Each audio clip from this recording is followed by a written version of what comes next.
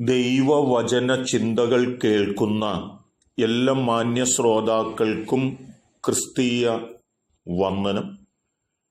ഇയ്യോബിന്റെ പുസ്തകം 20-ാം അധ്യായം 18-ാമത് വാക്യം. തൻ്റെ സമ്പാദ്യം അവൻ അനുഭവിക്കാതെ മടക്കിക്കൊടുക്കും, താൻ നേടിയ വസ്തുവകയ്ക്കൊത്തവണ്ണം സന്തോഷിക്കുകയുമില്ല എന്നുള്ള വചനമാണ്. അധ്വാനം കൊണ്ടും ബദ്ധപ്പാടുകൾ കൊണ്ടും ഒക്കെ നേടിയെടുക്കുന്നത് അനുഭവിക്കാനായിട്ട് കഴിയാതെ പോകുന്ന ആ നന്മകൾ അനുഭവിക്കപ്പെടേണ്ട സമയത്ത് അതൊക്കെ നഷ്ടമായി പോകുന്ന ഒരനുഭവത്തെ സംബന്ധിച്ചാണ് ഇവിടെ ഓർമ്മപ്പെടുത്തിയിട്ടുള്ളത്. ന്യായാധിപന്മാരുടെ പുസ്തകത്തിലേക്ക് നാം ഒന്ന് കടന്നു വരുമ്പോൾ 6-ാമത്തെ അധ്യായത്തിനകത്ത്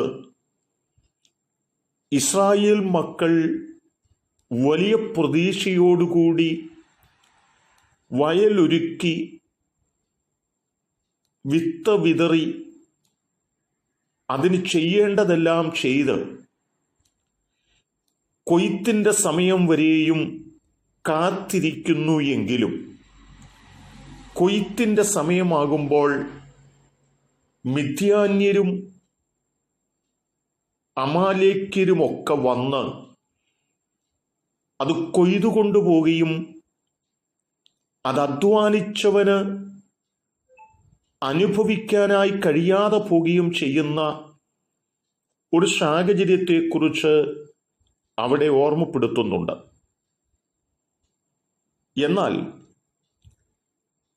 വളരെ വേദനയോടുകൂടി പ്രാർത്ഥിക്കുന്ന ഗിദെയോന്റെ പ്രാർത്ഥനയുടെ നടുവിൽ ദൈവത്തിൻ്റെ ആത്മാവ് ഞാൻ നിന്നോടുകൂടെയുണ്ടെന്നും നീ പരാക്രമശാലിയാണെന്നും നിന്നെ ഞാൻ സഹായിക്കുമെന്നും പറഞ്ഞു. ആ ദൈവശബ്ദം കേട്ട് പ്രാർത്ഥിച്ച ഗിദെയോന്റെ മേൽ ദൈവത്തിൻ്റെ ആത്മാവ് വന്നപ്പോൾ തൻ്റെ അധ്വാന ഫലം തനിക്ക് അനുഭവിക്കാൻ കഴിഞ്ഞു എന്നും ആ നിലയിൽ അവർ സന്തോഷിച്ചു എന്നും രേഖപ്പെടുത്തപ്പെടുന്നുണ്ട്. നമ്മുടെ നന്മകൾ നമുക്ക് അനുഭവിക്കാൻ കഴിയണമെങ്കിൽ അത് ദൈവാത്മാവിൻ്റെ അനുഗ്രഹമായി വന്നെങ്കിലേ കഴിയൂ എന്ന് അവിടെ വ്യക്തമാക്കുകയാണ്.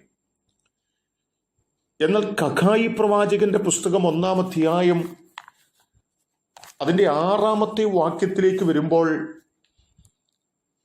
അധ്വാനിപ്പാനായി പുറപ്പെട്ട മനുഷ്യൻ അധ്വാനിച്ച് സൂര്യൻ അസ്തമിച്ചപ്പോൾ കൂലി വാങ്ങി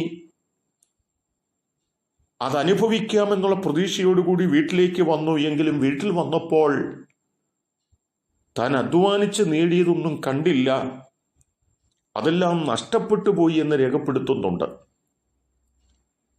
അവിടെ അവൻ കൂലി വാങ്ങിയിട്ട സഞ്ചി ഓട്ടസഞ്ചി ആയിരുന്നു എന്ന് ഓർപ്പിക്കുകയാണ്. ഈ വാക്യങ്ങളൊക്കെ എന്താ ഓർപ്പിക്കുന്നത്? ഇസ്രായേൽ മക്കളുടെ അധ്വാന ഫലം അവർക്ക് അനുഭവിക്കാൻ കഴിയാതെ പോയത് ശത്രു രാജ്യം വന്ന് അപഹരിച്ചതാണ്. എന്നാൽ ഹഗ്ഗായി പ്രവാചകന്റെ പുസ്തകത്തിൽ ഓർമ്മപ്പെടുത്തുന്നത് അശ്രദ്ധ നിമിത്തം അനുഭവിക്കേണ്ടത് നഷ്ടപ്പെട്ട സാഹചര്യമാണ്. എന്നാൽ ഇയ്യോബ് പറയുന്നത് എന്താണ്? അനീതി കൊണ്ടും തിന്മ കൊണ്ടും പലതും നേടിയെടുത്ത് അതിലൊക്കെ ആനന്ദത്തോടെ സന്തോഷത്തോടെ മുൻപോട്ട് പോകാമെന്ന് ചിന്തിച്ചെങ്കിലും അതൊക്കെ പ്രതീക്ഷിക്കാത്ത സമയത്ത് മടക്കി കൊടുക്കേണ്ടി വന്നിട്ട് നിരാശയോടെ ഇരിക്കുന്ന മനുഷ്യന്റെ അവസ്ഥയാണ്. നമ്മൾ അങ്ങനെ എല്ലാം നഷ്ടപ്പെട്ടവരായി നിരാശിതരായി തീരാതിരിക്കേണ്ടതിന് സത്യത്തെ പിന്തുടരുകയും ആ നിലയിൽ ജീവിക്കുകയും ചെയ്യാൻ ഉത്സാഹിക്കാം. അതിന് ദൈവം സഹായിക്കട്ടെ. കരുണയുള്ള ദൈവമേ, ഞങ്ങൾ തിന്മ കൊണ്ടും അനീതി കൊണ്ടും നേടിയിട്ട് പിന്നത്തേതിൽ ദുഃഖിക്കുകയല്ല, ആത്മസാന്നിധ്യം കൊണ്ട് നേടി സന്തോഷിപ്പാൻ സഹായിക്കണം. യേശു കർത്താവിൻ നാമത്തിൽ തന്നെ ആമേൻ.